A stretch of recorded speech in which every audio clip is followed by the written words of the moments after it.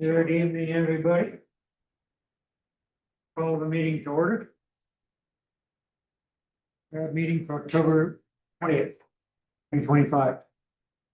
And our first item is to approve the July meeting minutes. Anyone have any comments on the July minutes? It actually be the September minutes, right? Yeah. Oh. Mine too. Any comments? No. Make a motion to accept as approved. Okay. All in favor? Thank you for during that meeting, Amy. And now we have time for any public comment. Do we have anyone that wants to speak tonight, Joanna? We do have a community member with their hand raised. Let me go ahead and I'll read the participation rules and then we can invite them to speak if that works. All right, so good evening. I am Joanna Bloom and I'm serving as the technical host for this meeting. We'll start with sharing a few slides of the virtual meeting rules that we follow. These rules are in place to find a balance between transparency with community members and security that minimizes disruptions. Please include a full name with your participation in open or public comment. I will go ahead and change it for you if you need assistance. You can send me a message in the Q&A function, or you can text me and I'll give you my number in just a moment. And there is no chat feature for this meeting. The Q&A function is enabled and can be used to address Zoom connectivity questions. And that text number that I mentioned, my cell phone is 303-817-1742. If you need to reach me otherwise. Members of the public may be unable to control the audio or video features. Video is limited to city officials, employees, and invited speakers only. I'll unmute you when you're recognized to speak. And let me just check real quick if we have anyone on the phone. Does not look like it, but I will go ahead and read the phone instructions if someone joins. I'll go ahead and call your name when it's your turn to speak, and we'll begin a 3-minute timer that will start once you begin your comments. Thank you for your participation.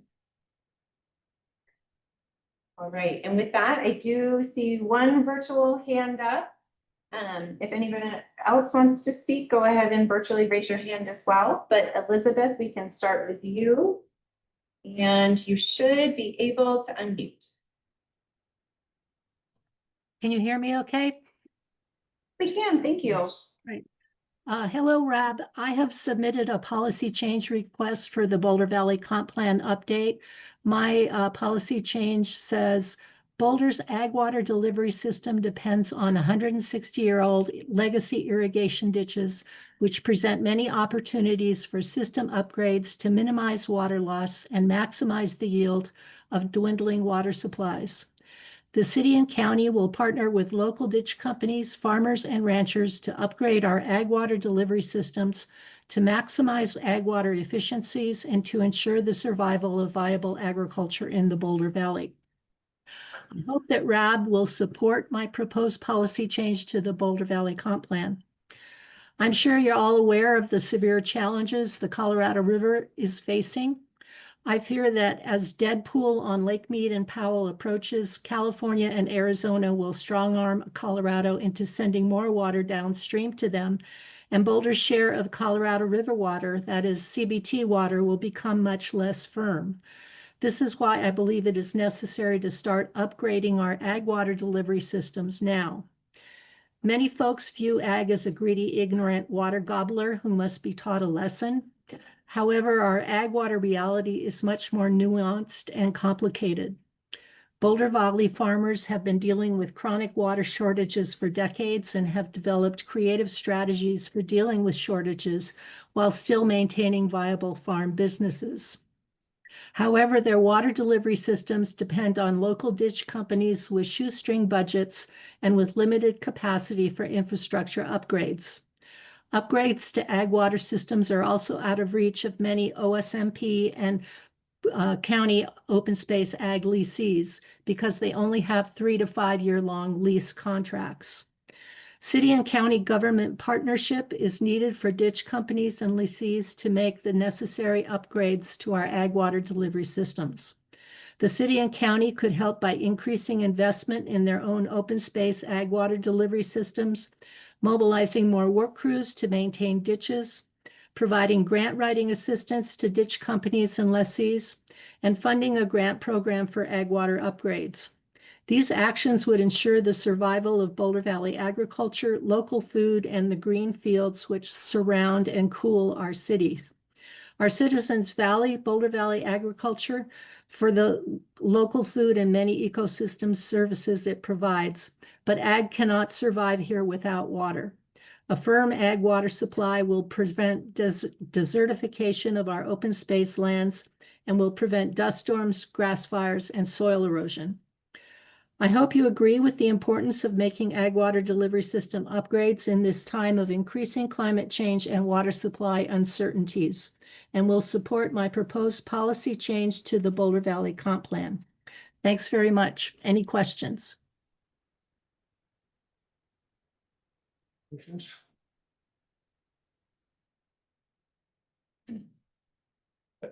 I might want to speak to that. Good evening, Elizabeth, thanks for being here. Good evening, board members.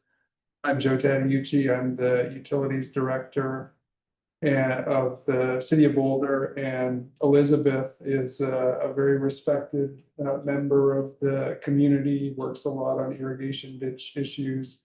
She's been following closely this Boulder Valley Comp Plan and really coordinating with us as staff and asking like, how can I plug in and how can I get my ideas considered for inclusion in the comp plan.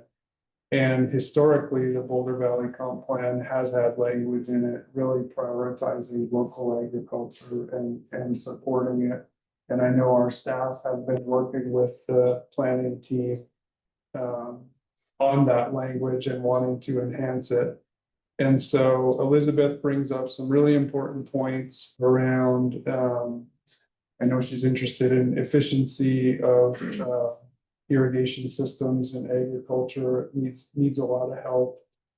We do work on that in our role in the city on irrigation ditches. She mentions the Colorado River, which is something that we're tracking really closely and appropriately is an important item for us as staff and community members, and I know it has been for the board as well. And so we'll be talking on the upcoming agenda. The next touch point for the board on the comprehensive plan will be in the November meeting, but there will also be a return trip from the planning team and the comp plan team early next year to come back to the board with final recommendations and things like that. So the board will have an opportunity to weigh in. So for sure, you could consider the input and the feedback that you heard from Elizabeth tonight as you put forth any ideas that you have. So I'm assuming that Elizabeth's input can share with us. She said she had a submission. Did I understand that correctly? Yes, for sure. Okay, great. I'm not remembering if it got there. We received Yeah. I was gonna say, I think it may have been at lost track at the moment, but we did receive something. Yeah.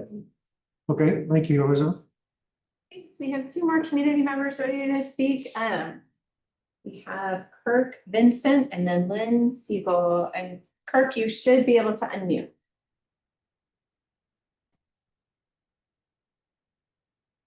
Am I unmuted? Yep, we gotcha. Thanks. Yeah, thank you, everybody. I served on RAB for 5 years and now have been serving on the South Platte Basin Roundtable for 5 years.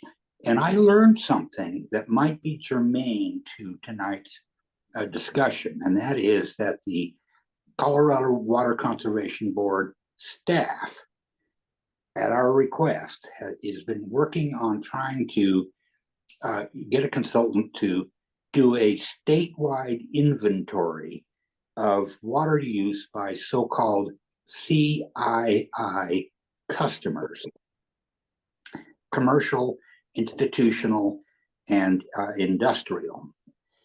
And Greeley Water brought this up to the roundtable as a problem that they were facing a couple of years ago. And I enthusiastically supported the idea because I think it was in 2016, RAB was tasked, it was a big project of the year, to examine and tweak, if necessary, the water customer rate structure. It was really a challenging project, but I feel like we did an honorable job. But one thing bugged me was that how do you know how to encourage using less water during a drought if you don't even know what the average is for that sector? And I may not have this quite right, but CII, the institutional churches and schools, where there's quite a few of those. The single family, there's a bunch, so you can look at the histogram and know who's a miser and who's not. But with the commercial industrial, it's hard to know. I mean, I may not have this quite right, but Boulder has one server farm at IBM and has 3 car washes. I think it's 3.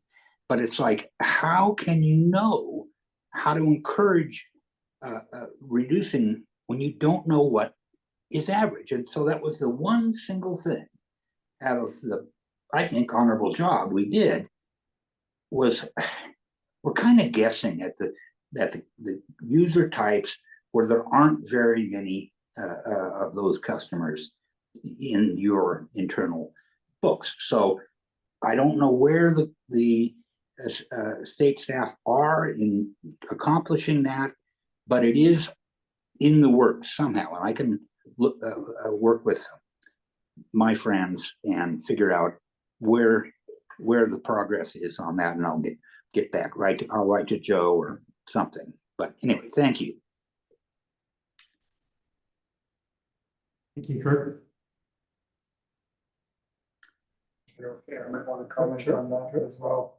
Received a chat message here letting me know that our water conservation program is connected to that CII research effort, and just wanted to say hello to Kirk. And he wasn't, I can confirm he for sure was a board member for 5 years, and really appreciate him serving on the South Platte Basin Roundtable as well, and providing good input there.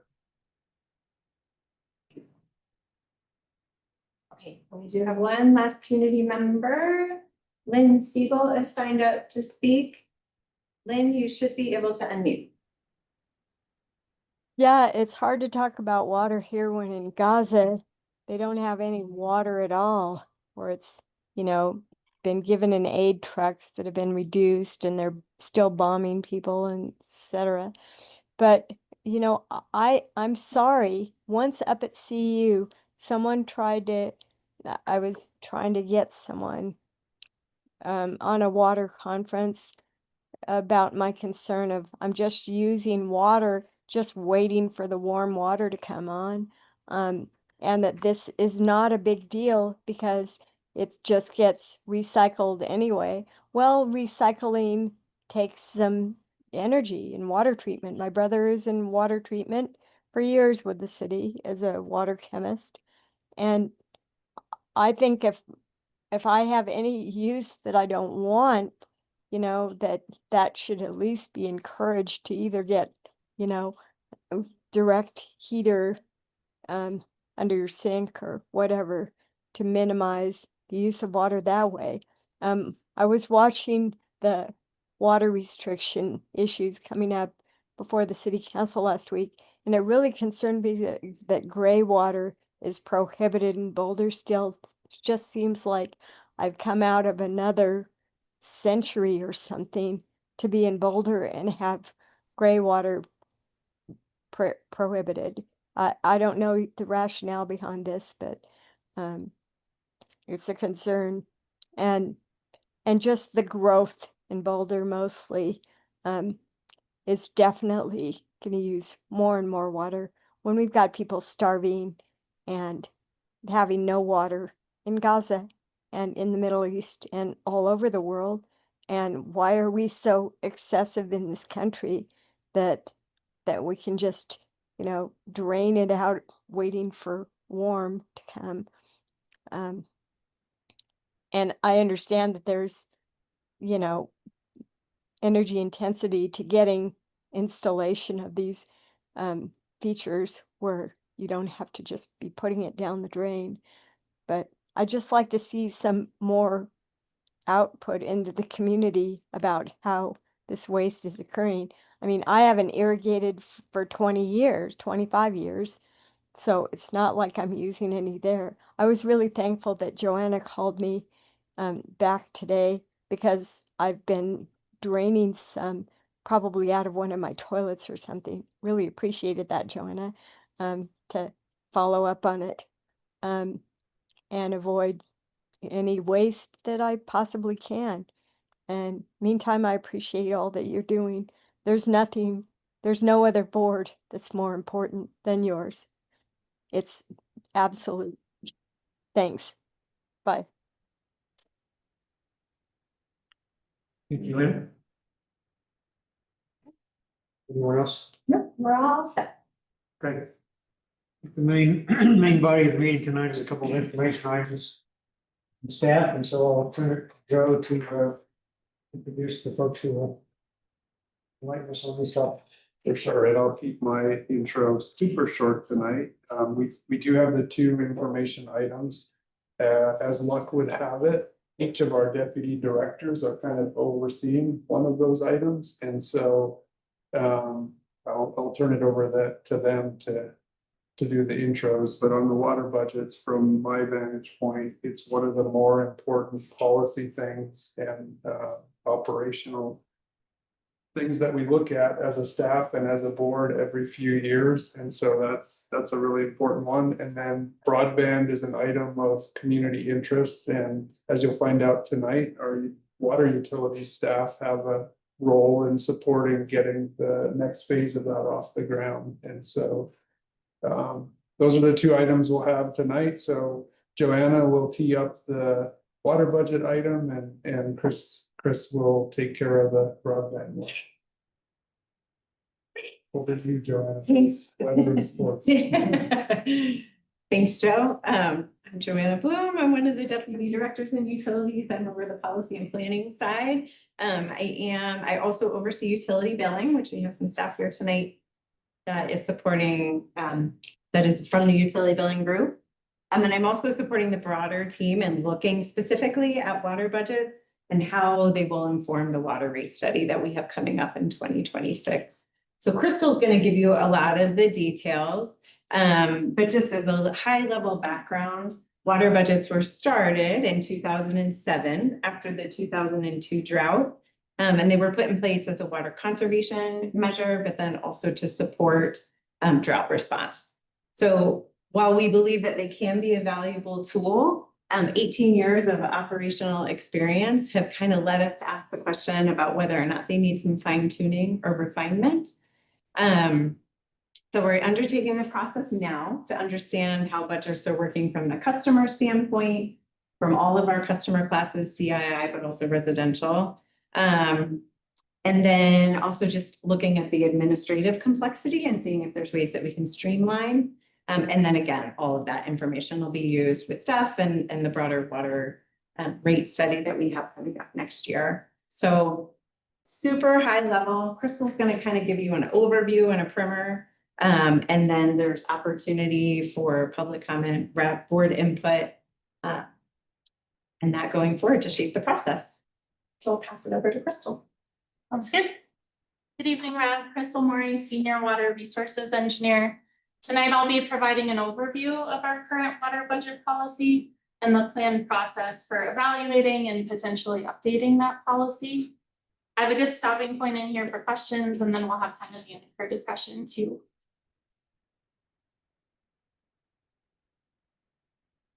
I think you're all aware, but in Boulder, we bill for water on a monthly basis, and that bill includes multiple charges.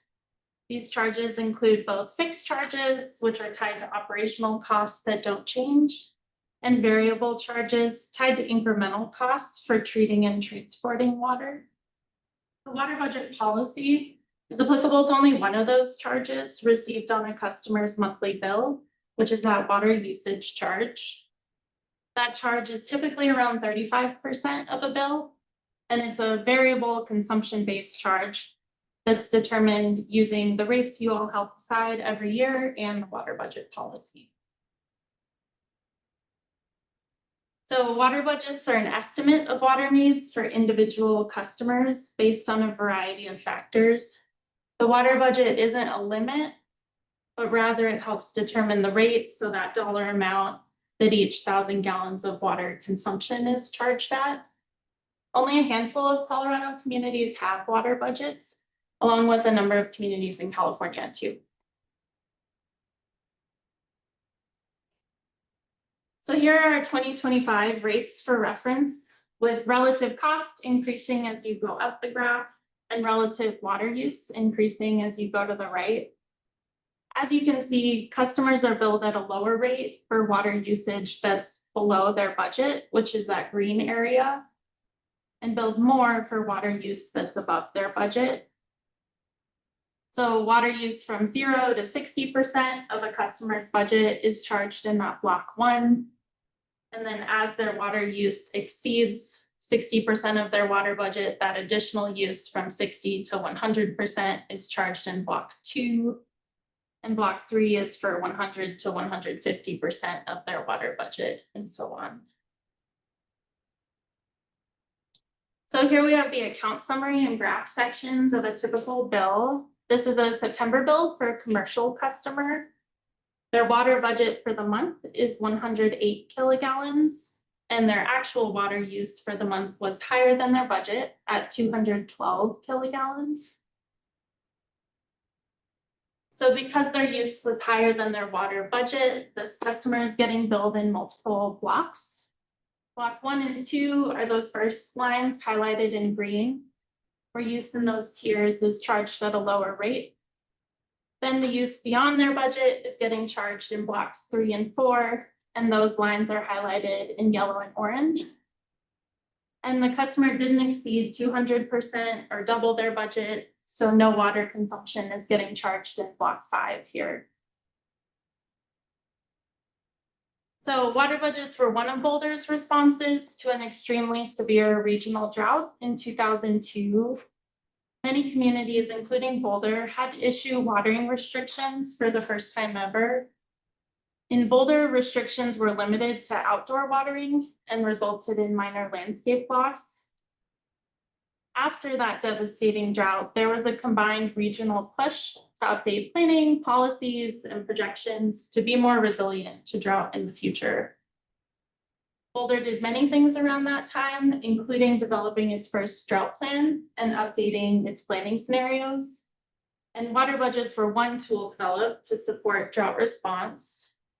So by calculating an efficient water use for each customer in advance of a drought, those customers can be engaged during a drought and encouraged to save water by reducing those water budgets down. This is a table summarizing our recently updated 2022 drought plan. As you can see, with each drought stage, the city has water demand reduction goals that increase as drought gets worse. So water budgets are just one drought response tool.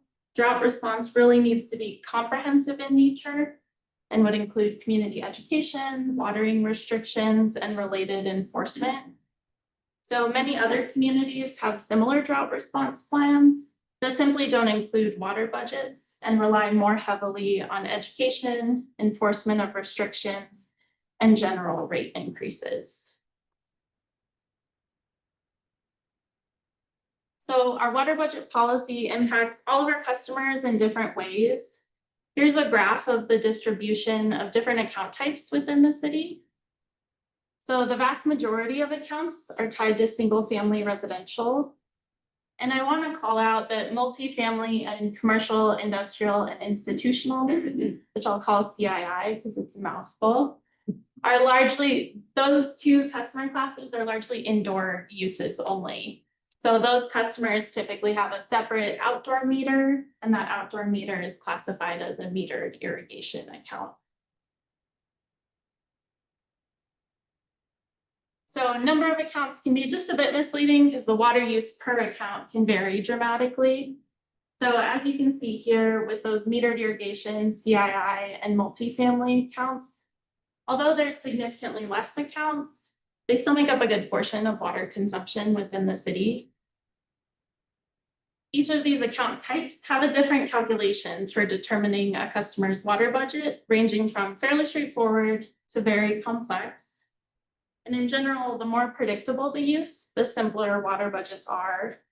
So water budgets for single-family residential, where use is really predictable, are much simpler than water budgets for those CII customers, where use is really variable. So again, we have those 4 primary account types, and each has a different way of determining a water budget. We provided detailed examples of water budget calculations as an attachment to the RAB packet, and they're also described in the policy itself. And so for time's sake, I'll just walk through kind of those driving variables for different customer count. For single-family residential, the driving variables to determine a water budget are number of people and the size of outdoor area that needs water, and we call this irrigable area. We multiply those driving variables by standard efficient water use values that are listed in the policy to kind of come up with that total water budget. Our next account type is commercial, industrial, and institutional, or CII, which is pretty much the blanket term for non-residential indoor uses in the city. Indoor uses can include things like stores, restaurants, offices, hotels, breweries, and manufacturing, so a wide range of uses. For that indoor CII use, under this account type, for some, their water budget is based on historical use patterns, and then for others, it's based on set amounts that they selected at the time of development when they got their new tap. For multifamily residential, which is largely indoor use for multifamily properties, their water budgets are driven by the number of units.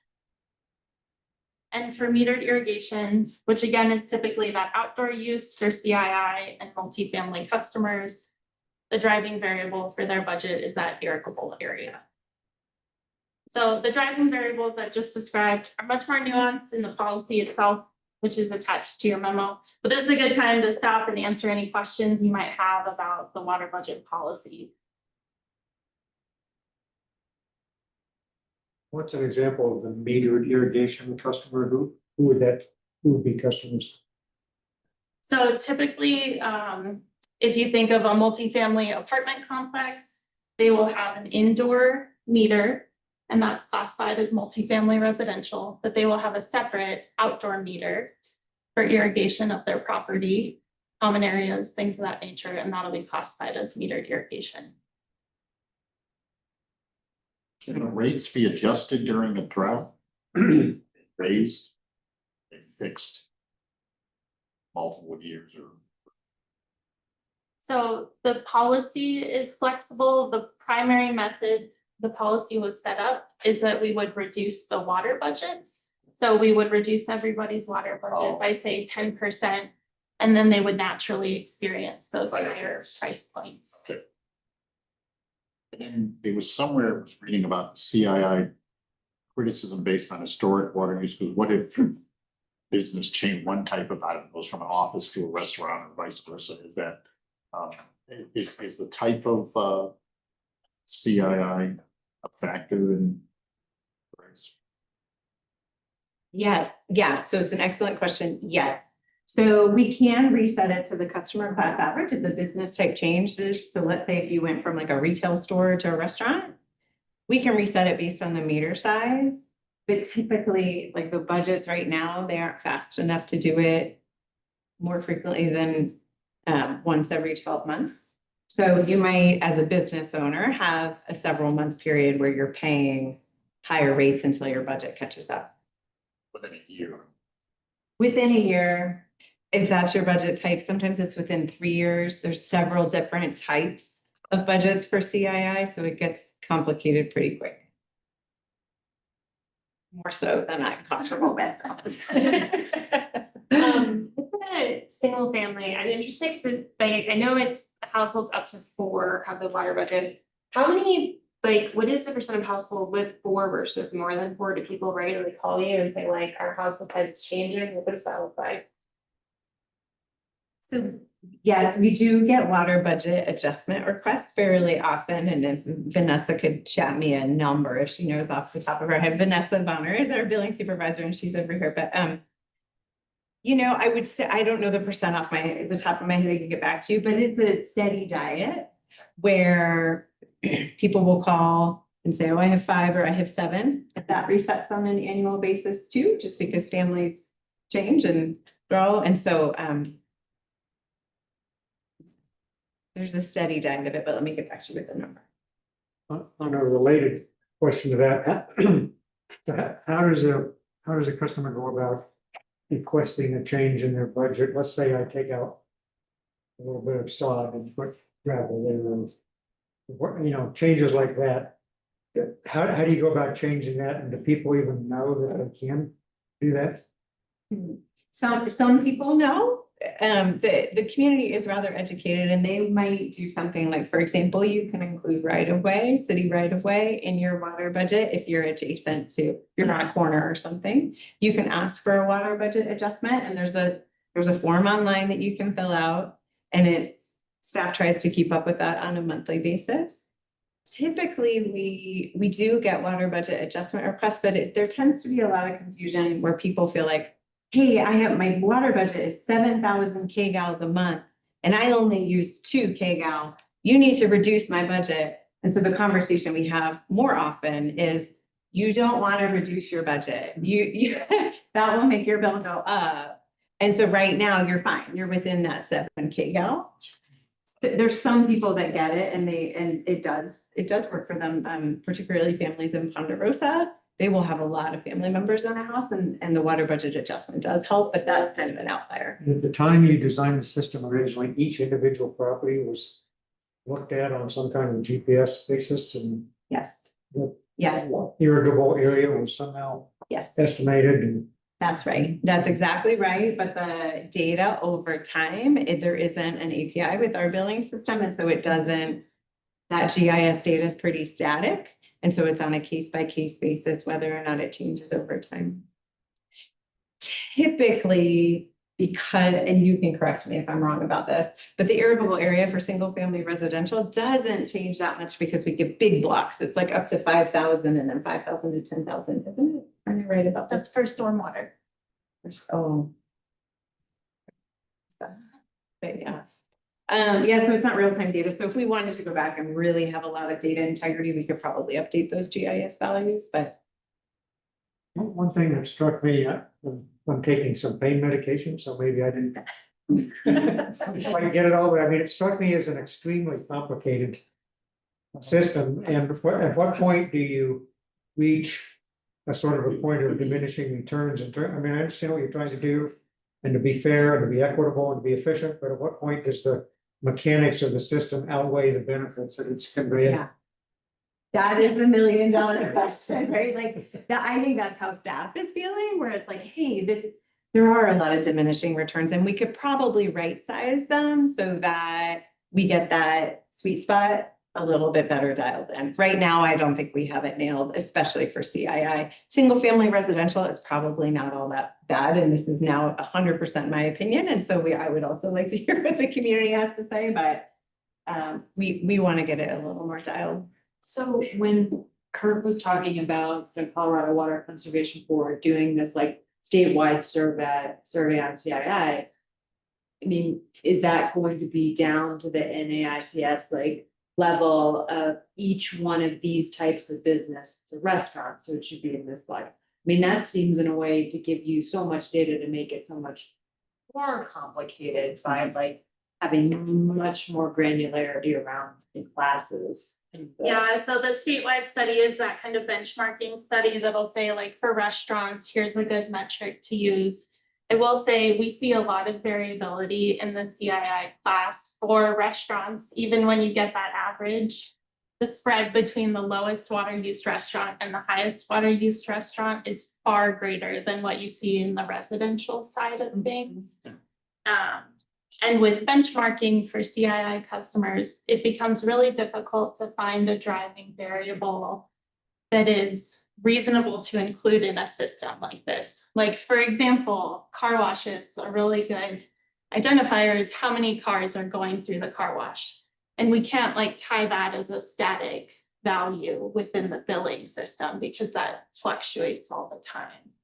So benchmarking will certainly help, but there's so much variability in that class that there's still challenges. More customers, more revenue, more. Bills, yeah. Thanks, Stephen, and I know that you can probably restart, but Vanessa did chime in and thanks, Vanessa. And there's less than 200 accounts currently for single family residential that are adjusted for family size. So out of 22,000, we have 200 adjusted. So it happens, but it's not. Okay, well. You wanna go? All right, yeah.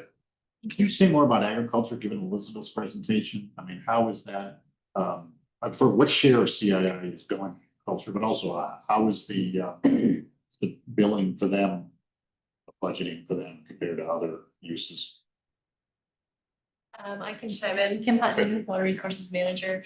So the agricultural sector is not receiving treated water from the city of Boulder for the most part. We do have a couple customers that may, or like, residential backyard gardens do, but those are separate systems.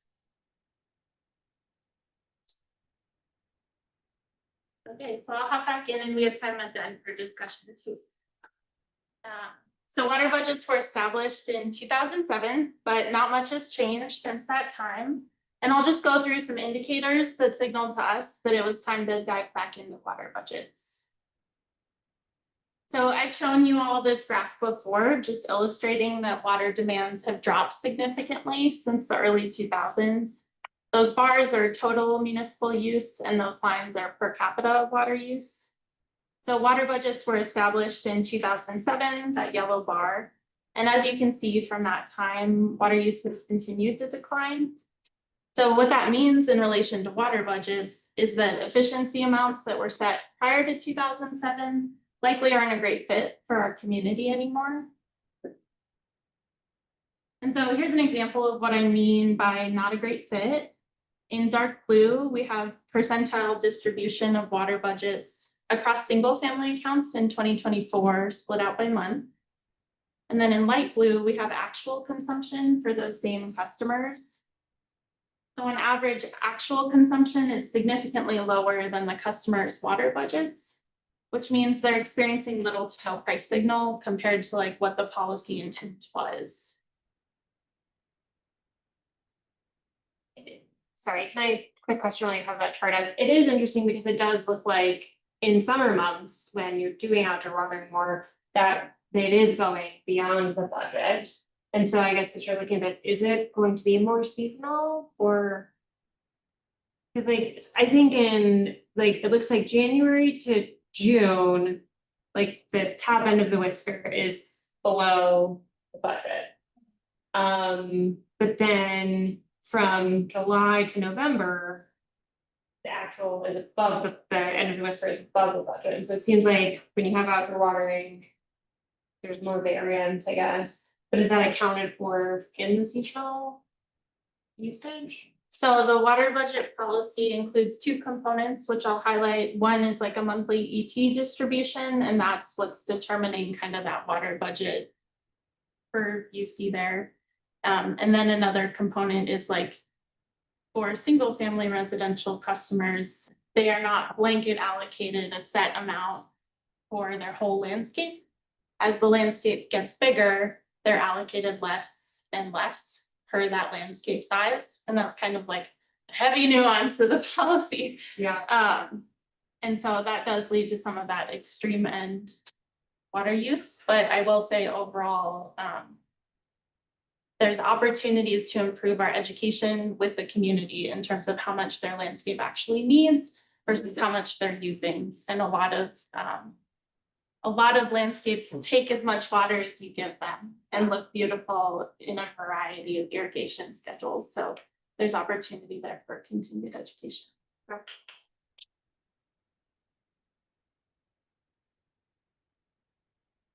Okay, so some components of the policy are extremely complex and require resources beyond those initially anticipated. So for example, the policy for our CII customers results in 10 different account types. Significant time goes into researching account variables for initial counts setup. And then once they're established, most CII water budgets are calculated every year, which requires IT experts and additional customer support. And then customer requests for CII water budgets occur year round. So people are calling in to request adjustments to their water budgets. And we have to manually make those account adjustments, which kind of results in inconsistencies across those accounts. And so because of this, the majority of staff time for administration, IT, and customer service really goes to providing support for CII customers, which again represents around 7% of accounts and around 20% of city water use. So equity is also a strong emphasis for the city. And there's a lot of assumptions made within the water budget policy that touch equity considerations. For example, there's mixed opinions from the community as to whether homes with larger lots deserve larger water budgets. And so outdoor water use is well correlated to irrigable area, and it's important to keep our landscapes healthy. So the practice overall is considered equitable, but it would be good to confirm that folks still feel it's appropriate.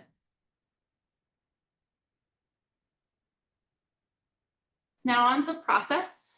The water budget policy evaluation is just phase one of a much larger and more comprehensive rate study starting next year. And any specific water budget policy changes would be rolled out alongside new rates following a rate study. We've already completed initial scoping and research. We're in the middle of collecting feedback from the community. After we collect that feedback, we'll develop and analyze some alternatives. Then we'll return to RAB in 2026 to summarize themes from community engagement and seek feedback on those alternatives. Preferred alternatives will be carried into the rate study, and there will also be touch points with RAB related to the rate study. And depending on the complexity of the changes, implementation of new rates could happen in 2027 or 2028. Community feedback is a big chunk of this effort. So on September 3rd, we opened up an online bilingual survey, and we've had an exciting amount of responses. We attended What's Up Boulder, a community event where we had information available and chatted with passionate community members. We're here with you all tonight and we'll return back in 2026. And we also have a CII and multifamily meeting coming up this Wednesday. So far, we've heard a few key themes from engagement, but we'll be back in 2026 with a more complete summary of what we've heard. So a decent amount of single family customers do seem to understand their water budgets, which is a good thing. Many single family customers indicated that the price signal is too small. And this is related to that distribution of fixed versus variable charges on a customer's overall bill. But it's helpful to consider like how little the water budget policy actually impacts the bill when you think about how complex the policy is. There was a strong theme in the comments wanting more flexibility. For example, carryover of unused budget from one month to the next, or an increased budget when it's a really hot month, things of that nature. From CII customers, we've consistently heard over the years that the policy needs to be simpler. And CII customers have also consistently expressed interest in reducing the sensitivity of the budgets. So for example, you have a building that sat vacant all winter before you were able to refill it and find a new tenant in the spring. And because that customer account type is based on average winter consumption from December through March, that customer's budget will be low for the rest of the year until it resets. And that's not because of inefficiency, which is the policy is aiming towards, but it's just because the building sat vacant. So we're really just starting to dive into the current policy and identify areas that are working really well and areas that might need improvement.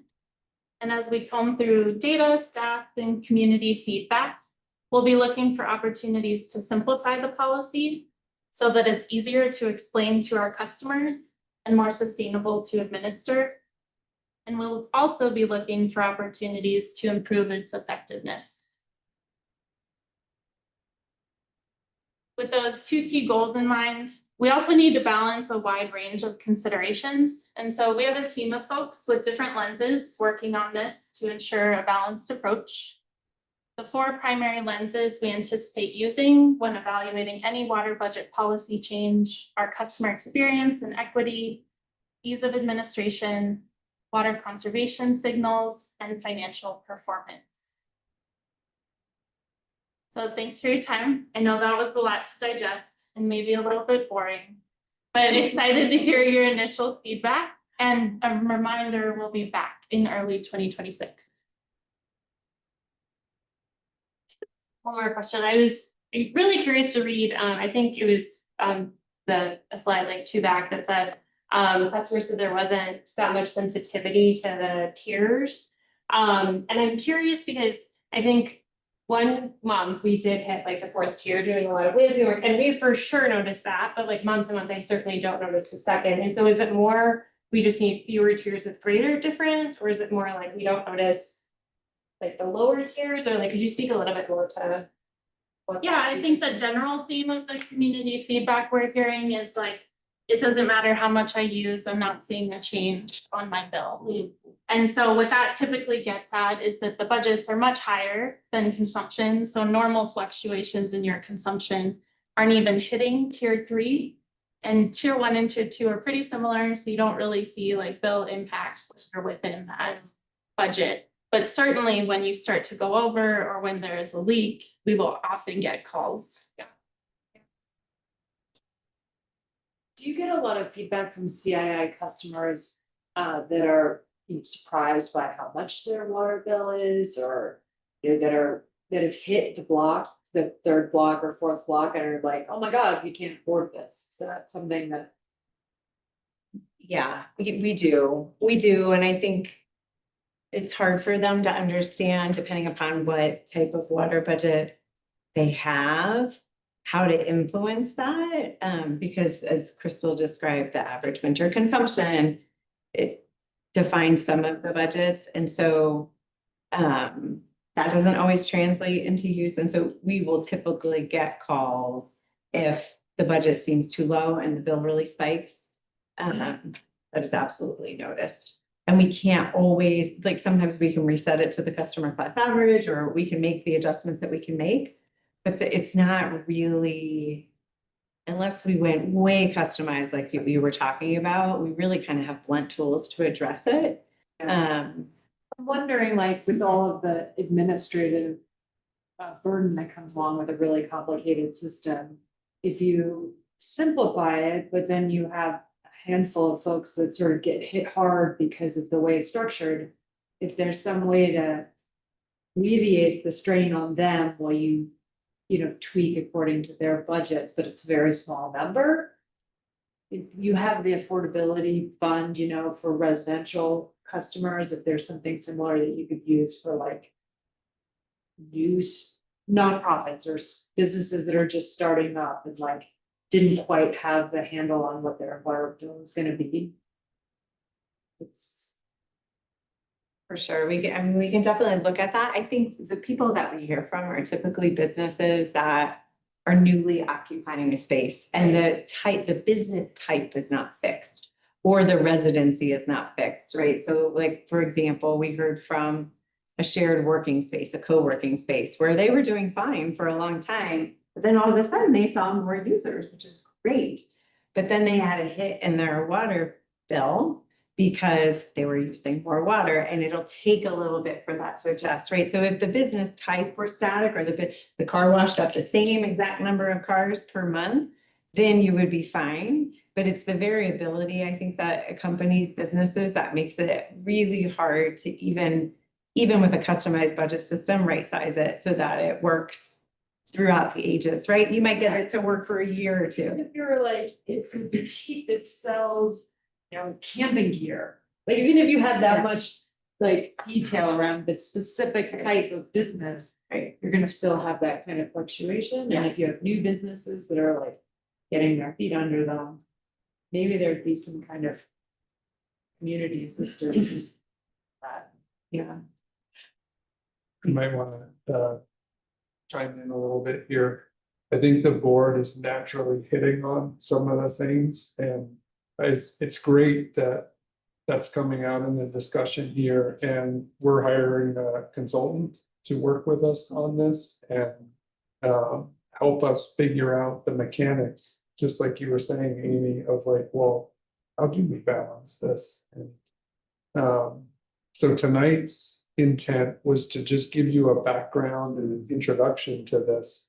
And we'll be coming forward in that schedule, as Crystal said. When we've done some of that analysis, and I say we're hiring a consultant, but we have we're lucky to have some pretty sharp people on our staff team too. Some of them we stole from those very consultants. And so, and back, I think it was 2018, the last rate study got adopted by council. We as a staff team had some very specific things in mind at that time. And we got some very specific community input, and there was an inequity that came to our collective attention, the board, staff, council, around the way we charge stormwater fees, and we ended up addressing that in the rates that got approved. And I think we were also looking at the amount of fixed versus variable charges. And there were other things on our mind. And so it was stuff like that back in 2018. I think this time as a staff team, the complexity of it is definitely one of the things that we would like to look at, and just more broadly and holistically. I think it was a great effort. It was put in place in 2007 or 2008. At the time, I think it was more of an academic exercise and theory. But we put it in place, and now we've got the experience to be able to, after 20 plus years or whatever it is, I guess it's not quite 20. Just reflect on that and work with our lessons learned as well. You said there aren't too many other cities that have a similar effort. I mean, is there any kind of industry best practices type thing that you could learn from? Yeah, so there's a handful of communities that use water budgets in Colorado and a few more communities that use it in California. I think just recently, the AWWA manual on rate setting just recently got updated to include like water budgets and recommendations there. But out of those communities, it's even more rare to have water budgets applied to that CII class in particular. So we have seen some success in the residential sectors, but that CII still continues to be a tough nut to crack. Many use tiered rate structures, but not necessarily the water budget component. I'm also curious with residential, I know you mentioned it's not a problem, but I was curious for non-owner occupied, single family residential. Do they ever get the bill? Are they aware of water usage?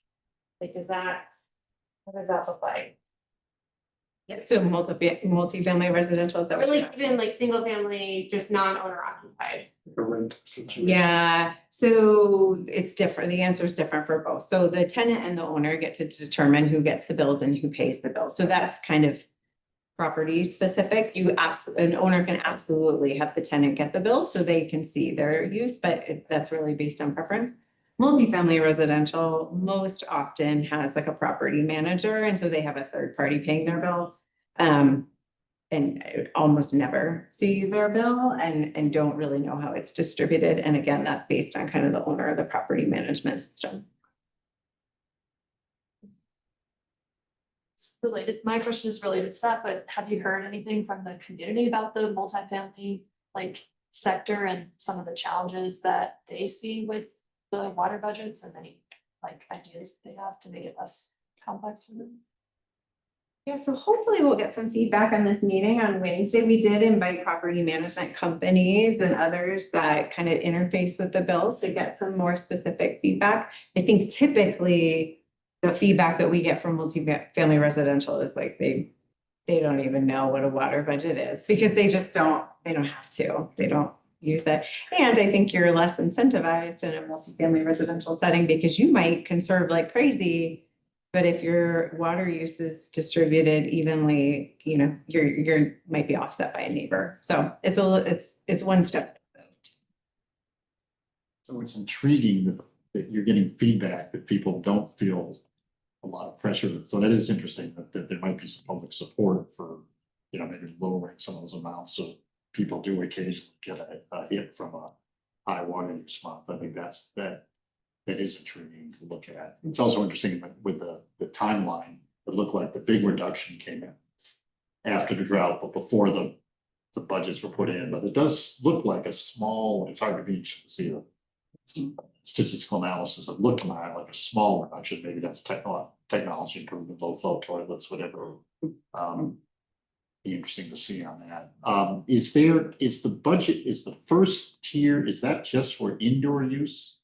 Does that include that first tier and second tier are pretty low? Is there a tier just for indoor use?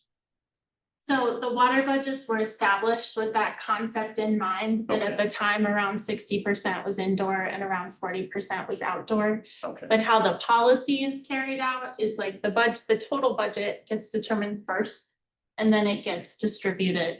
60% goes to tier 1 and 40% goes to tier 2. So it's not necessarily tied to indoor use patterns. I wonder if that is a thought, it could be. The other question, I realize it's not so much on budget, but this is part of the whole package. So you've got the water budget, it can serve as kind of a stick to get you to conserve. What about incentives, help for people if they then want to say, okay, I'm using too much water, I need help, changing my turf or whatever. Are there other programs to help people pay for those conversions or other water saving techniques? Yeah, so we do have a suite of programs to try to support water conservation, and we're working on increasing that suite. I think from the survey, we're seeing definite opportunities to better educate our community on like what opportunities are available to them. And so, for example, we have a turf removal rebate that can help them remove their turf and plant native gardens, things of that nature. Sprinkler audits. Oh, yeah, good. Any other questions? Thank you, Kristen. Thank you. Should we move on to the other information topic? We should, and I'm gonna just turn it right over, as promised, right over to Chris. Do a quick screen share here.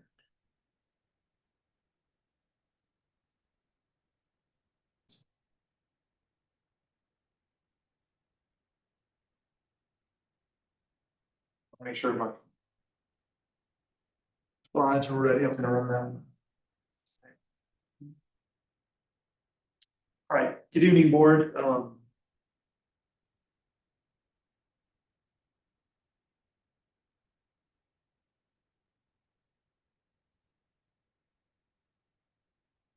I think you might have had that shared in the regular mode versus the presentation.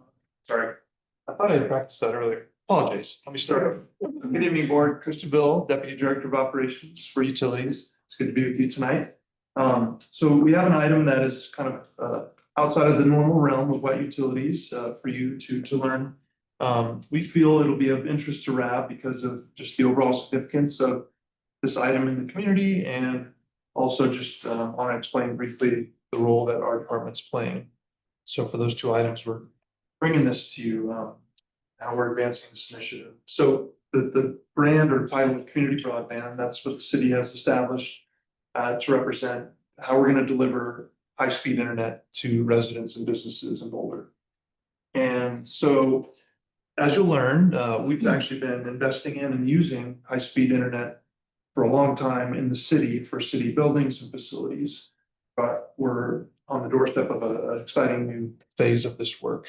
So because of some strong experience we've had administering and overseeing programs and projects and construction with varied utilities, our team got asked to help lead this next step for this important program.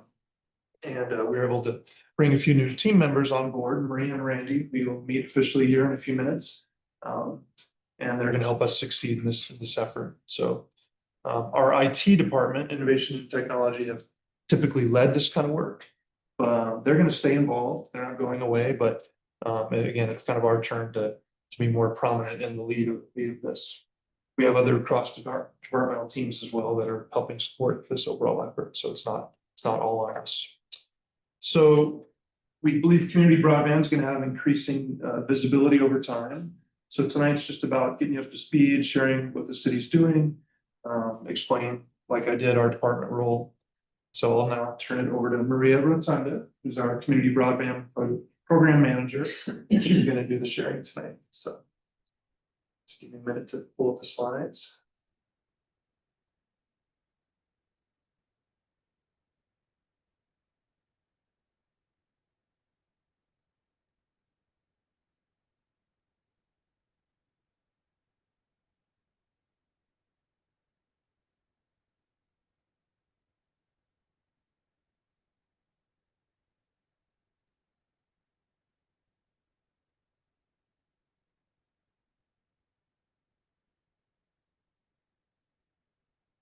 All right. I'm ready. Thank you, Chris. Good evening, RAB members. My name is Maria Rotunda, and I joined the team here at the City of Boulder about 4 months ago in the role of Community Broadband Program Manager to lead the rollout of the Community Broadband Program. I'm here tonight, as Chris said, with Randy Reese, who's sitting back here. Randy is our Community Broadband Construction Manager, and he's overseeing the construction process of the broadband build out. Tonight's presentation will hopefully add some information to the information you received in your memo and further explain what community broadband is, how we got here, what we're currently doing, and future opportunities. The community broadband program is built around 4 goals. These are citywide access to achieve near ubiquitous fiber optic coverage by 2030, a competitive marketplace that offers at least one fiber option and supports multiple broadband providers. Equity and inclusion means our broadband providers will offer low-income subscription price points. Future-oriented ensures the network is scalable and serves the needs of future residents. And net neutrality ensures that the provider will not impose caps or usage limits on the use of data. And our final goal is consumer privacy. This is a recap of our timeline, how we got here. And our story begins in 2015, when city officials began searching for broadband solutions, inspired largely by examples of nearby municipalities that were developing their own publicly built and owned networks to compete with regional and national service providers. That next year in 2016, a city-owned community broadband fiber optic backbone was discussed with City Council and a feasibility study was completed. And recognizing the long-term value of owning the infrastructure, in 2018, Council approved the build out of a fiber optic backbone along major transportation corridors. In 2019 and 2020, the fiber backbone design was completed and then construction began. In 2023, council and staff evaluated various options to proceed with community broadband, including creating a new dry utility department within the city to directly provide that service, or a public option, going with 100% private model, or a hybrid option. That year, council voted to move forward with the hybrid model, which included a public-private partnership to build out that last mile fiber infrastructure for retail internet delivery. In 2024, the backbone was completed. And then this design and construction of the backbone, that period of time that went from 2019 to 2024, is what the city refers to as phase one, and was a $20 million investment with 55 miles of infrastructure.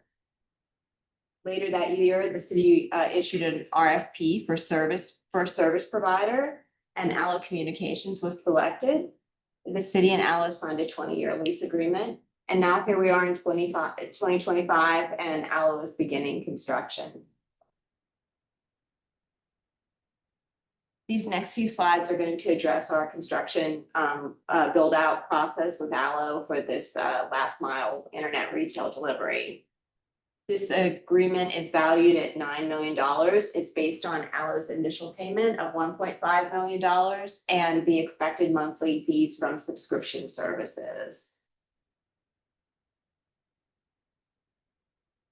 So there's a map of the city. Allo has divided the city into construction zones. It calls PONs, which is an acronym it uses for passive optical networks. Construction will occur in different PONs across the city simultaneously as Allo builds out the network. The city provided Allo with locations of affordable housing, and Allo took those locations and overlaid them on their PON designations. Per Allo's lease agreement, they will build out in the affordable housing locations in conjunction with the rest of the city for their build out. The lease agreement mandates build out within the city limits, and for adjacent areas within Boulder County, that is to be determined and will come after the city build out is completed. For this in the next slide, we wanted to share with you some of the main elements and stages of construction that we will all see and encounter across Boulder as Allo performs their work. Allo began construction in the Chautauqua neighborhood in September as part of a larger set of infrastructure improvements involving electric utility undergrounding, minor wet utility work, and repaving of streets. This image on the top right shows construction crews above Chautauqua supporting the work at the city radio tower and water tank. And Allo has two network operation centers they call central offices. These operation hubs are pictured at the bottom of the slide. The modular units here pictured are located in Brighton, but Allo will have two central offices in Boulder. And one will be in the north and the other one on the south side of the city. Here are some construction elements that community members are likely to encounter over the next 5 years. On the left, we have locate crews. On the right, potholing crews, and then bore rig drilling and pulling of conduit and cable in the center.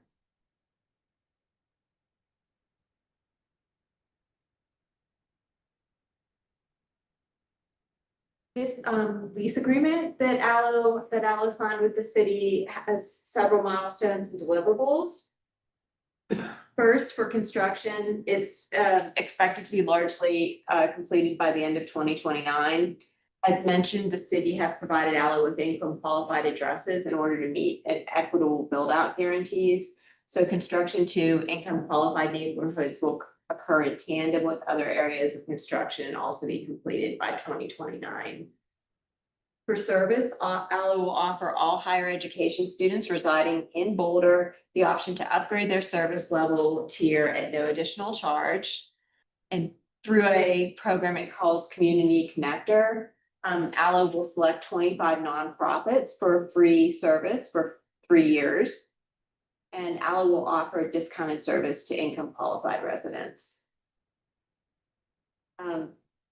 Final deliverable on this slide, Allo will provide the city with additional exchanged fiber to dedicated for city use, which will also enhance municipal broadband capacity and future use options for the city. These are wired internet providers that are servicing Boulder. They include Comcast, CenturyLink, and Quantum Fiber. There are various wireless internet providers also like T-Mobile and Verizon.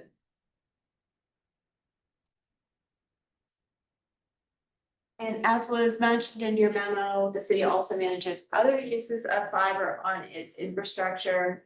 One of these networks is the Boulder Research Administration, a network that goes by BRAN, which interconnects the city with the University of Colorado at Boulder, the National Center for Atmospheric Research, and the Department of Commerce laboratories, including NOAA and NIST. The BRAN provides local fiber optic infrastructure, and it gives these public institutions a competitive advantage in research, higher education, and administration, while also allowing for cost sharing and cost avoidance by the partners.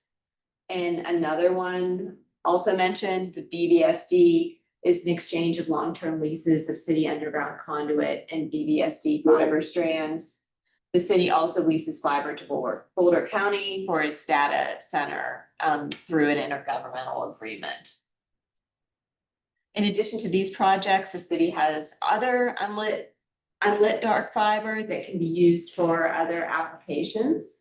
And we're in the process of creating a framework to evaluate projects for the city that might benefit the community. And some of the ideas that we are looking at are future smart city applications like advanced metering infrastructure or smart meters, as well as connectivity for parks and rec. Here's a link to the city's broadband web resource page. And available to answer your questions. Thank you so much.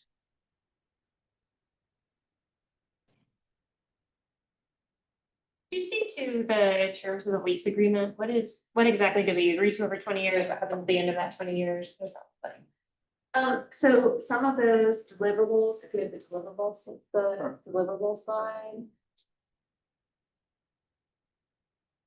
Basically, the lease agreement has the things that you know, the expectation of when the construction is completed. It also has some terms of service that includes the guarantee of the income qualified service for the individuals and a few other things, and also the fact that ALLO will be giving us exchanged fiber.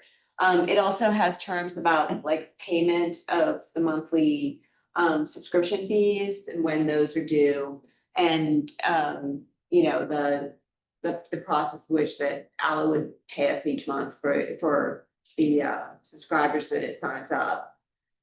Basically allowed them to put all of this fiber in and have that access to the market, and then they're compensating the city accordingly. And so the $9 million is monthly, is annual, the total value of all of the 20 years.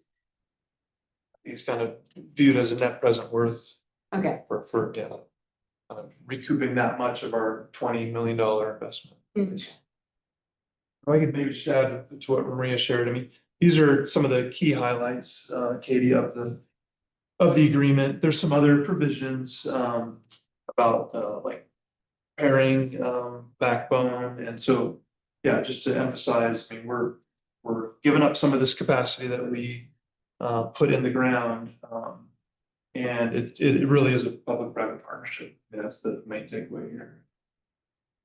City did, I think, for a time consider, you know, if we could pull this off as our own completely public offering and be like, you know, actual provider of internet, like some other communities have done, but that would be lifting up a whole new department, you know, 50+ people to, you know, operate and maintain billing and customer reps and everything. So that was a big ask. Did Longmont end it? Right, yeah. That is what they're doing. Yeah. When this was studied, and if you dig farther back into the history, it's not a exclusive necessity, but it feels like communities that have their own electric utility, they are set up to deliver a fiber or broadband dry utility as well.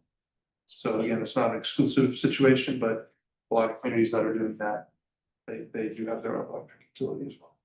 So would Allo be the provider then to retail customers, or would there be competition, or would it be? Yeah, so, I'll turn it back to Maria. Yeah, Allo's just gonna be another option here in Boulder, right? Okay, so you could still stick with. Oh, yeah, absolutely. So this is all about driving healthy competition. Okay. And so, Comcast serves most of the city.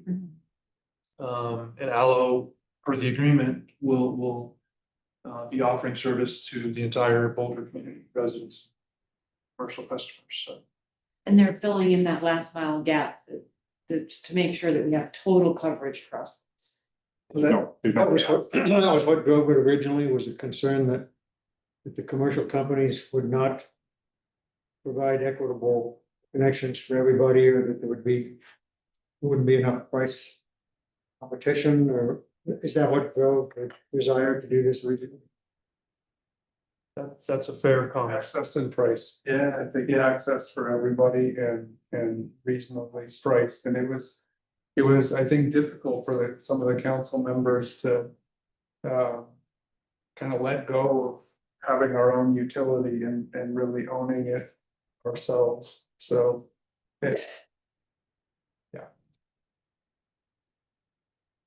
Yeah, I think, Comcast is here and will continue to serve the community. I believe they're planning to, upgrade certain portions of their network, but fundamentally, it's a coax cable service.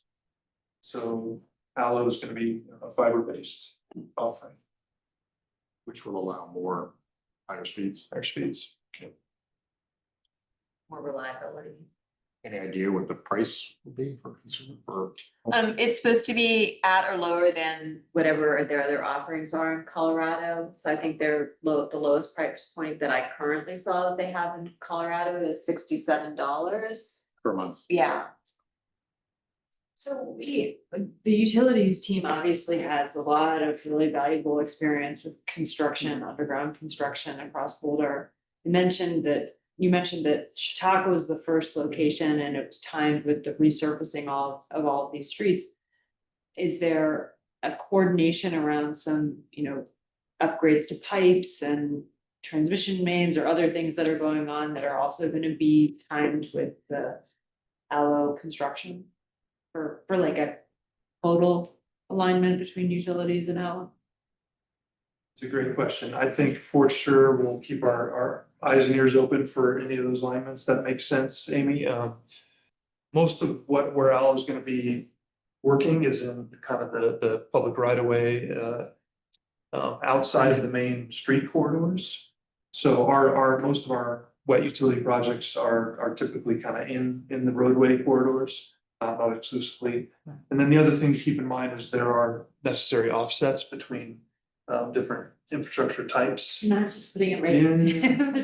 Same exact. There's been concepts of running, fiber in storm sewers, instead of storm sewers, we're not planning on doing any of that. Thank you. But no, you asked a very wise fundamental question. I think, we'll keep our eyes open for those alignments. It's part of the reason we have Randy involved, is to help us coordinate this effort overall with not only our utilities department, but the entire city, like the Parks Rec team and other departments that are doing work, so we can either stay away from each other or align those efforts. And Chris and his team, isn't a lot of what Allo is doing trenchless and pouring, and so there's not as much opportunity to like share trenches. Yeah, excellent point, Joe. But another important part of the lease agreement, I think it's 90% needs to be buried infrastructure. To Joe's comment, most of that would be a boring, horizontal, directionally drilled type technology. They might do some open trench out of necessity, and then there's some other forms, but limited aerial infrastructure. And Amy, you're hitting that, you hit on the key point of like, why is our water utility involved in this? And I think just the phase of where the project is at. We have the experience to oversee this kind of construction work and guide it. And we also run three separate utilities, and so that just being able to contribute in that way, but we also have connection with the city manager's office and the IT department, and there's a steering committee, and so we're not on our own. A really important distinction to make, and I can't remember if you said it in your intro, Chris, but this isn't water utility funding, like we're offering some of our time and but it was separated out, and it's the general fund that is really advancing all of this work. It's a great point. I didn't mention it, but thank you for this. Sorry, I didn't mean to say it that way. Put you on the spot. Be any regulation of the rates, or is that entirely up to the LO or? Kind of built in with agreement, there's. Right, they have to at or lower than, so they can't go, and also then the price point for the lower income tier. It's built in. It's 100% coverage within Boulder. Are there any gaps? No, that is, it's not 100%, it's near 100%. There would need to be some real plain reason why they couldn't serve a given area or not. Maria mentioned the equitable build. So the manufactured housing communities in Boulder, those are absolutely planned to be served. It's up to the park owners, since that's private property, to allow a right of entry and basically invite them in to literally serve each unit. But they'll be going to the doorstep at least, and then it's up to Allo to, again, kind of negotiate those right of entry agreements to serve the parks. But we're hoping that's the case, and we're certainly motivating them to do that. That is their plan. So what if it falls short? Have to get back to you, Joel. But again, I mean, the overarching premise here is to drive healthy competition, provide access for the community. So it's a tenet of why Allo was brought on board as a private partner. Just one other quick mention, I wasn't personally involved at the time that the agreement was really developed and finalized, but council, this is a council priority, and they were honestly interested in more of the non-economic factors than just getting a rate of return and recouping our investment. So I do believe there's strong momentum and backing to ensure that the community as a whole is offered this service. But at the end of the day, it's up to every resident business to, yeah, I'd like to try you out, or try it. So completely optional. As part of the agreement, are Randy and Maria helping with like construction permits or those conversations with the mobile home park owners and facilitating that construction? Is it? In a word, yes. But not like included in the exit. Yeah, so Maria and Randy were enthusiastically brought on board to really help with what you just said there. Help with connections and partnerships and discussions. And so Randy is kind of all things construction, but yet we'll have awareness of all the non-construction items, and Maria's roles, just in a simplistic way of saying kind of all things non-construction. But we'll have awareness of those things as well. So we have the dynamic duo here.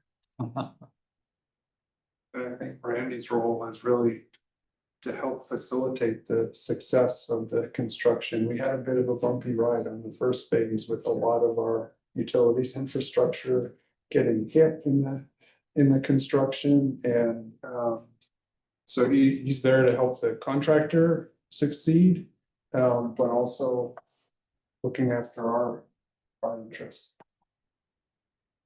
You mentioned that the fiber infrastructure would go up to Silver Lake Hydro and Barker Dam, and is that part of that recent project to get them like online in terms of seeing like the water rights system like in live view? Didn't we talk about that recently? I can't remember exactly what we talked about when we were on tour, but just to emphasize, we wanted to show that map and just kind of give you the overall sense. So most of that map has existed for quite a long time, right? And so the connections you just verbalized up in the watershed and to most of our city facilities. They're what we kind of call our legacy fiber situation. So we do have some interest and thoughts on how to expand that even further. But that will have nothing to do with the LO situation, right? That would just be our own ongoing set of investments and decisions. So That's your question? I think so, but it's just like replacing the internet infrastructure that already runs up there with this new provider. No, yeah, sorry, I now understand more what you're asking. Joe can actually speak to this. He helped deploy that infrastructure that we're talking about in these. Yeah, when I started at the city in 2005, I think we had I don't know if it was Quest at the time, but we had a phone line to Barker. And the dial phone, and that was the connection. Everything was manual and we had a phone line up to the Silver Lake watershed. And it was hanging on by a thread, and at some point in tenure, my tenure, that stopped working. And so getting, and for a period of time, the only connection we had up there were the operations staff and their pagers. And so getting connectivity up to the Silver Lake watershed and to Barker Dam, getting some wireless provisions and things were. I've been super pleased to see those developments in my career, and I think we have the opportunity now for remote operation and things that we've never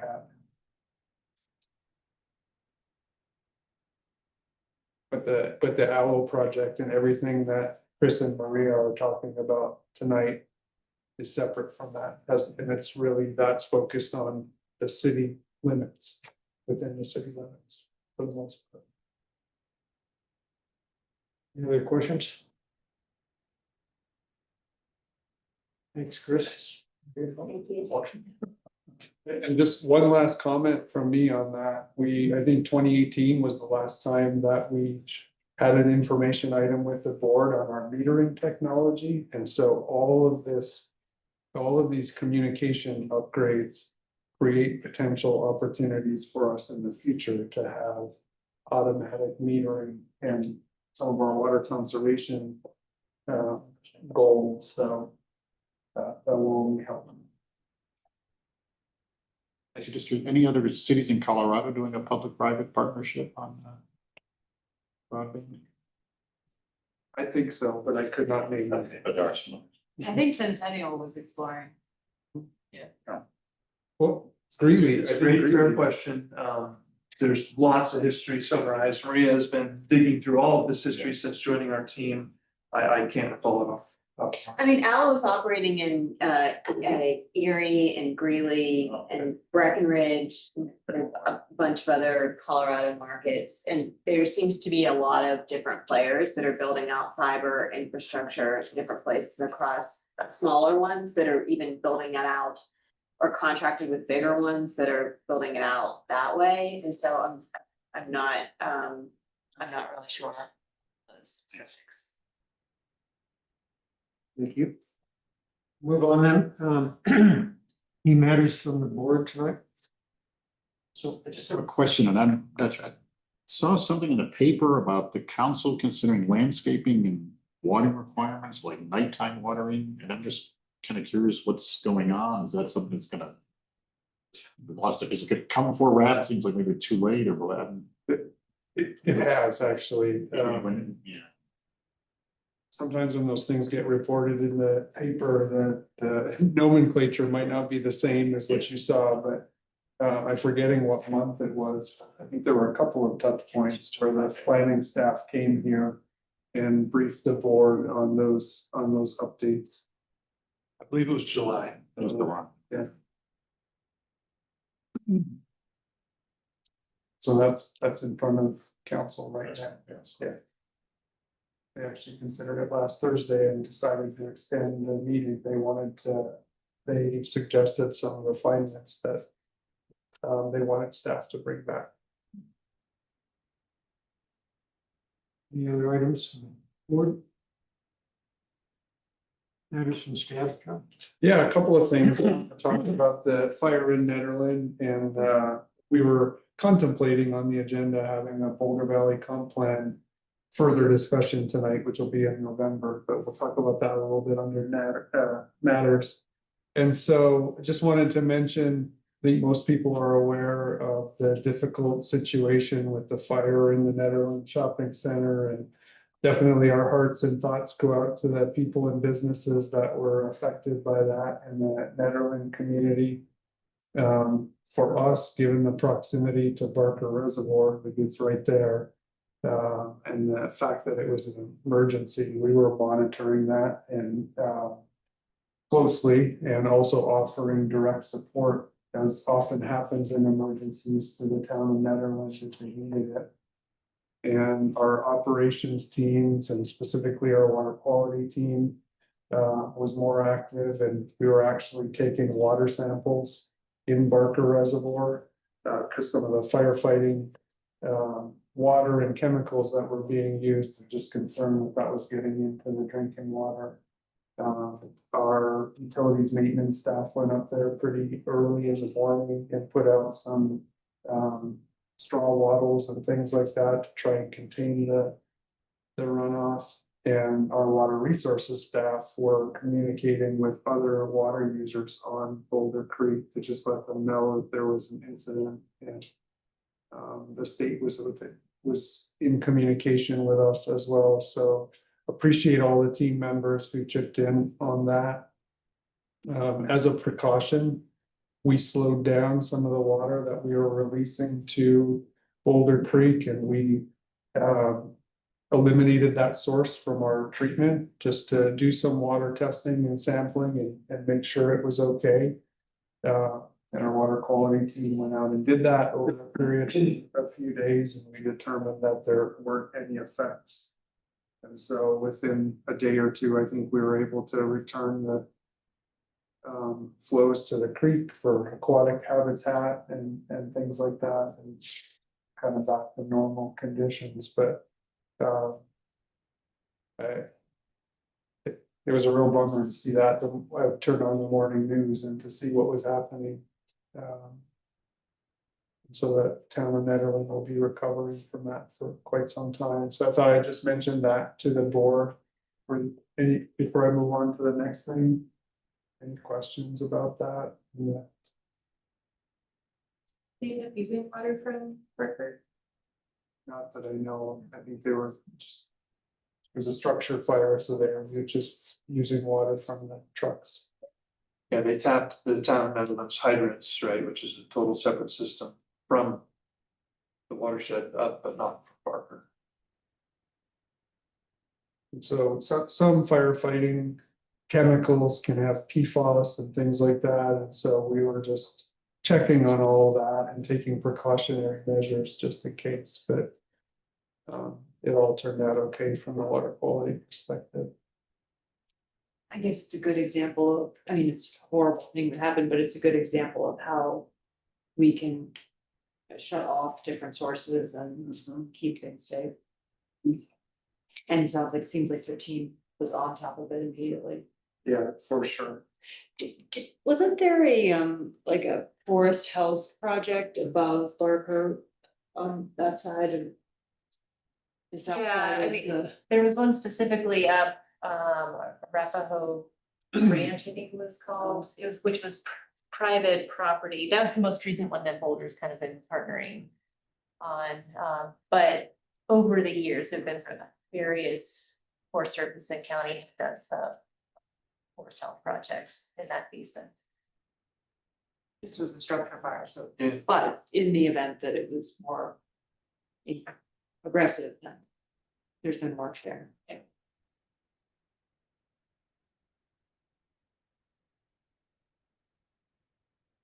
Okay, I think so, kind of a blend of upcoming schedule and the matters update, but we had briefed the board in September on the Boulder Valley Comp Plan and showed you some topics and had a dialogue, and you expressed interest in a few. We thought we might come back and have a follow-up discussion tonight to dig into those items, but I think our staff team realized we just couldn't be ready for that. And so Kim is here and she and a couple of other staff members have been following that process closely with our planning team. And I think we've distilled some of the feedback we heard from the board in September. Kim can maybe hit the highlights of what we would be thinking to bring back in November. Yeah, so again, we'll come back in November. A couple of you were gone or missed the meeting, so if you have anything additional to add, but the thought being, so the city is looking at just all the policies that are in the comprehensive plan right now, wanting to refine some of them. And so we're seeking feedback from you all as to which policies you would like to provide input on when we, so I'll go over the ones that you guys identified in the last meeting. If you have anything else to add, please let me know. And then just the schedule, we'll take your feedback. So in November, we'll come back to you and kind of do a deeper dive into the policies. And kind of talk to you about how the comp plan does affect our work in our department. We'll take your feedback from the November meeting, provide it to the comp plan team, they'll incorporate that into the policy revisions. And then again, ultimately, there will be a revised or draft set of policies coming out in March of 2026. So the comprehensive planning team will come back to RAB in March or in that timeframe. Typically don't do a March meeting, do we? It varies. We haven't done a meeting every month with the board, sometimes not in February, sometimes not in March, but. Yeah. We generally set that up for whatever makes sense for the projects and programs that are going forward. So if we need a meeting in March, we'll have one. All right, so generally what we've distilled your feedback on from last meeting on is policies related to floodplain and flood management, consideration of climate change impacts. I think maybe you specifically said in the flood management work that we do, but we can take a look at that more broadly as well. Planning for development to occur in areas with adequate infrastructure, and that kind of gets to this sort of the phasing of development. How utilities interacts with surrounding communities with respect to climate change, growth, and other stressors. And then there was topic related to sort of like the financial component. So growth pays its own, or its fair share. And I think related to that is sort of affordability and cost recovery. So those were the primary policy areas that we heard from you. Does that sound about right? We'll continue to build those. Is there anything else that you may want us to highlight in November? Okay. Great. We'll be back in a month. Thanks. Looking forward. If it works, I can move. Perfect segue to upcoming agenda. So in November, we would plan to have that follow-up discussion with the board on the comp plan on the topics that Kim just highlighted. Potential for a discussion around an annual letter to the board, and I'll come back to that, but more broadly on upcoming schedule. Have that comp plan update in November. Likely no meeting in December, depending on what you all decide in a second here on the annual letter approach. And then in January, we would be back to a new calendar year, and the year in review is kind of primary topic there. So big picture, that's what's coming to the board. And most years that I've been with the city, I think, or at least since 2010, city council requests an annual letter from boards. And I can't remember the exact years, but there have been a few years here where maybe even last year, they didn't have a new work plan, so they didn't ask for, it was the same council, they didn't ask for an updated letter, and so we didn't have that exercise. And they have shifted when they have their retreat, city council. So for the board, we've had our retreats a little bit in advance of that to sometimes try and inform council's discussions. bringing that all back to an annual letter concept. Council is requesting that of the boards again on a voluntary basis. I think RAB being one of the prominent boards in the city, it probably would be good for RAB to consider that. And our city clerk staff sent us a template, and I will attempt to screen share here. Let's see what comes up. That was what was intended. They gave us a template. And I talked to Steve a little bit about this before the meeting, but I think this year and kind of the pattern that they have landed on recently is the council has its retreat. And one of the fundamental things that they want to do in their retreat is set their work plan. So we have an election coming up here in November, potentially some new council members. I think all the incumbents are running, so it may be the same council, but they will get to set a new work plan. And the arrangement they have worked out with the city manager's office is for them to land on 10 priorities that they set as kind of their council work plan. And so I think what they're asking from the board and what this template gets at is it's RAB's opportunity to suggest things that they might focus on. And so some of the items, like we were just talking about the comp plan, it could be policy changes or things associated with the comp plan. You heard from a community member that was talking about things they would like to see in the comp plan. We briefed the board on the water supply situation earlier this year and water supply policy. We're headed towards an integrated supply plan. So that might be something that the board could look at and put in its letter. And in the past, when RAB has sent letters to council, they've emphasized infrastructure and investing in infrastructure and things like that. So it's kind of the board's opportunity to do that. We've normally done that as a coordinated effort between staff and the board. We help you facilitate that. We've typically done it during the retreat. I think it would be hard to pull off a retreat on short notice. This is due by the end of the year, actually December 19th. And to get a facilitator and really set that up. I think that would be tricky.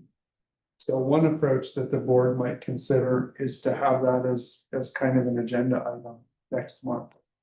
Where you work on that together and you might designate a representative between now and then to work with staff to kind of give you a head start based on some of the things I've discussed tonight. So that would be one approach, or you could try to do a retreat.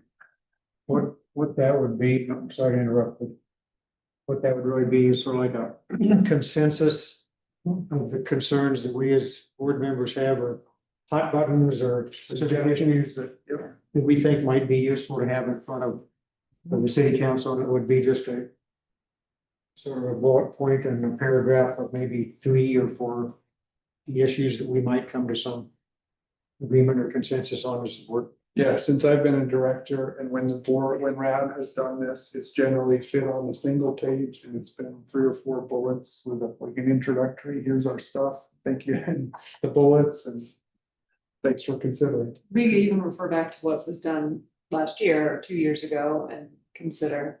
Yeah. If that is still what we're focused on and what we think that the city council should focus on. And I wasn't remembering when I was talking to you just before the meeting, Steve, but I think what they're really looking for is guidance from the boards on what they should what they should pick as their work plan items. Yeah. Or during their retreat. This is their annual work. Or their term. Their term. Term. Yeah. So, yeah. How long is it because of the What years will the term be? Because It's it's switching to changing. elections, right, because they're switching to the. It's changing. There'll be another election next year, so it'll kind of be a quick turnaround. Oh, And they'll have to choose wisely with their priorities. I mean, that kind of has an impact on what we would recommend they focus on if it's this year or 3 years. Well, maybe one way we could approach this is just ask everyone to think about that a little bit and come maybe prepare next time with one or two ideas, and we could somehow sort of consolidate those or could condense it down to 2 or 3 priority. For those of us, you said these letters were prepared in past years Yes, from RAP, so we could see recent yeah, examples. from recent I years. will. I thought I could put my hands on it quickly. We, 2024, we were in 2024's letter. There's also like what, what we've heard and what utility is focused on. And so like the comp plan policies we were talking about, this upcoming rate study that's gonna be really impactful in the way that we're collecting revenues for utilities. Yeah, I was gonna say, because you said staff is available before we meet, is that we could set up time with staff to prep for that? you can. You raising your hand? You guys. We have a volunteer. Is that a motion? Yeah. We can all bring bullets. We can all bring bullets. Part of the, it's great for transparency, but part of the tricky thing to facilitate is that we also have to absolutely respect open meetings laws, so we can't be coordinating all together behind the scenes to develop your letter like we might if, as a staff team, but, so I think hearing what I've said tonight and the fact that it's really focused on council setting its priorities. I think one of the things that, to give an example, their last retreat, they picked something around supporting the manufactured housing communities and looking for opportunities to help them with their utilities infrastructure, because some of them are really struggling. Seen probably San Lazaro in the paper. And so they picked that as one of their priorities that kind of relates to utilities work. So it's things that you've heard from us, or maybe is on your mind that you would advance. Each year, the council's request of the boards tends to have a little bit different twist, I would say. One year they asked the boards, what made you happy? What made you sad? And what do you think we should work on? They're not asking the question that way. I think they're saying, what do you think we should focus on for our retreat, for our work? So would there be time in a November meeting? Yeah, I mean, we could, I think the comprehensive plan update might take 45 minutes or an hour if I had to guess. And I think if you worked on the letter, you could, from what I've seen of boards in the past and the way you all work together and cooperate, I bet you could get that done in an hour and a half. Might have to be a slightly longer meeting. But also allow us to plan a retreat if we want to have one. So we could have a discussion and then we would designate someone to sort of pull those ideas together and prioritize them and come up with a letter that we could circulate around, or what are the rules? Ideally, you'd finish it or get really close to finish that night. In the meeting. Yeah, and I don't know that it's absolutely required, but I think the board has formally taken action on it and made a recommendation to council. That sounds reasonable. What does the retreat look like for those of us who are new? So each year we've historically had a retreat, and we hire a facilitator. And a lot of years go through an exercise and discuss things from the board's perspective. that were working well, things that might be on your mind that you would like to see in the future or would like to change. It's also an opportunity for you all to get to know each other and have some sharing that way. And then some years, we've taken a portion of the retreat and worked on the letter. And then had a subsequent meeting where it was finalized. Place on City of Boulder, like, we didn't go away to some. This was like, really like it and talk about, so. Board work. Should we get swag? No swag. It's like the work of the board. Yeah.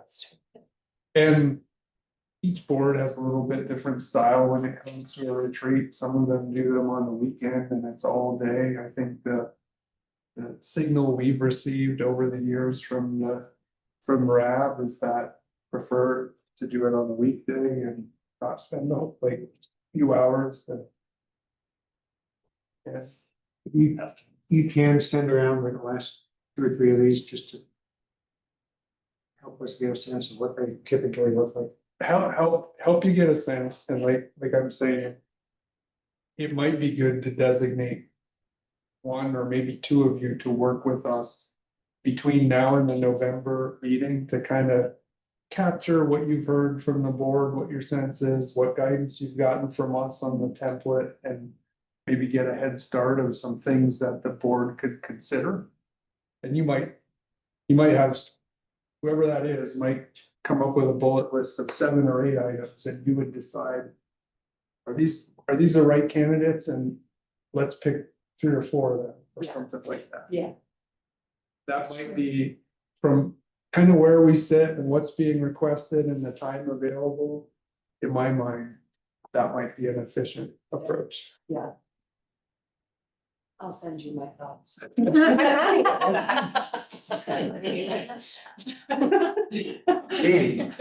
Yeah. No, I mean, I can help you, maybe Katie and I could try to Yeah, talk and coordinate with the other folks and get a few ideas, and if we could get those past ones to get a sense of the scope. That'd be great. think that'll be a very huge.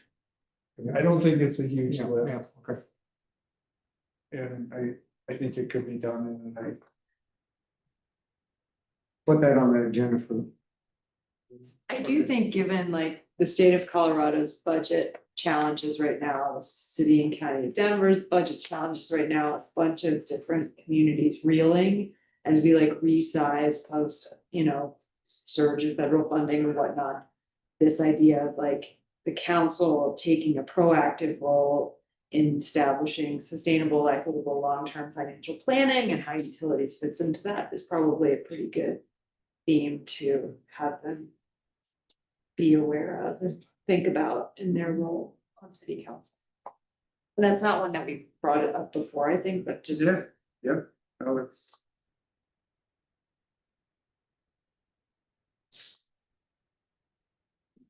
So that sounds good. Right.